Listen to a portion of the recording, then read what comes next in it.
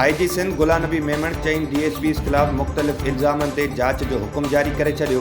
DIG Tanveer आलम ओडो खे inquiry officer मुक़ररु कयो वियो आहे। DSP सोराब ॻोठ औरंगज़ेब खटक, DSP कालाकोट आसिफ मुनवर, DSP खारादर शबीर अहमद ऐं DSP ईदगाह ज़फ़र इक़बाल खे ज़मीन ते कब्ज़े, स्मगलिंग में सहूलतकारी, पार्किंग माफ़िया ऐं दुकाननि तां पतो वठण जे इल्ज़ाम हेठि जांच जो हुकुम ॾिनो वियो आहे। DIG तनवीर आलम ओडो 26 सेप्टेम्बर ताईं जांच रिपोर्ट IG साम्हूं पेश कंदो।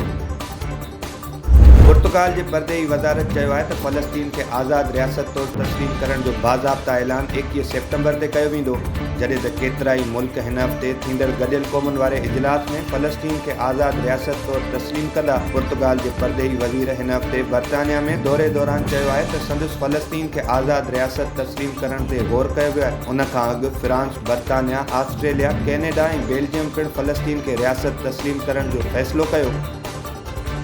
नायब वज़ीर आज़म इसहाक़ डार चयो आहे त सऊदी अरब सां मुआहिदो हिकु ई राति में न पर केतिरनि ई महीननि बाद थियो आहे। पाकिस्तान ऐं सऊदी अरब विच में मुआहिदो हमेशह गैर रस्मी तौरु थियो। ॿिया मुल्क बि हिन मुआहिदे जो हिसो थियणु चाहिनि था। परदेही वज़ीर चयो आहे त सऊदी अरब हमेशह मुश्किल वक़्त में पाकिस्तान जो साथ ॾिनो आहे। पाकिस्तान खे पाबंदी खां पोइ सऊदी अरब जी हिमायत तमामु ज़रूरी आहे।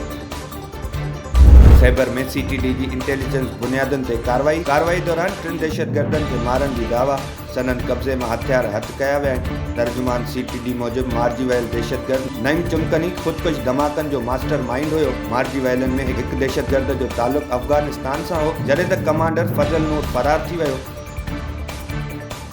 इस्लामाबाद हाई कोर्ट जे 5 जजिस चीफ जस्टिस जे इख्तियारनि ऐं कार्रवाइनि खे चैलेंज करे छॾियो। जज खे कम खां रोकण जी दरख़्वास्त हाई कोर्ट में क़ाबिल क़बूल नाहे। जजिस दरख़्वास्त में मौक़िफ़ इख्तियार कयो त जज खे आइन जे आर्टिकल 209 जे तहत कमु करण खां रोके सघिजे थो, जॾहिं त चीफ जस्टिस सिर्फ़ आर्टिकल 202 जे तहत ठाहियल क़ाइदनि मुताबिक़ बेंच ठाहे सघे थो। 3 फरवरी ऐं 15 जुलाई ते इंतिज़ामी कमेटियुनि जो नोटिफिकेशन खे कलअदम करार ॾिनो वियो।